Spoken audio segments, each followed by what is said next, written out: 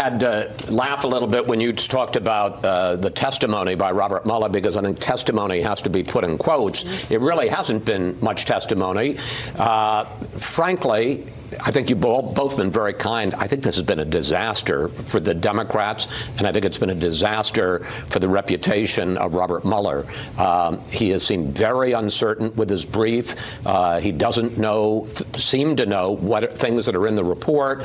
He's been attacked a number of times, and you would think that almost anybody else would have defended his own integrity and the integrity of the investigation, and over Mueller just sits silent and allows the attacks from the Republicans to sweep over him and says nothing.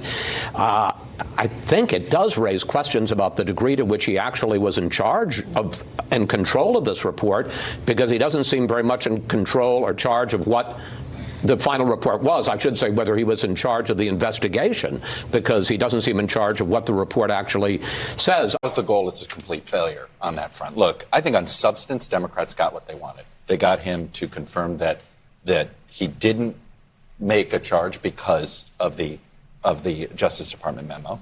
He confirmed that you can still indict him on these charges after he leaves office. And he seemed to confirm the idea that under any other circumstance, he likely would have filed some charges. So they got some substance of what they wanted him, some of that. But he provided such, what do you call it, uncomfortable clarity.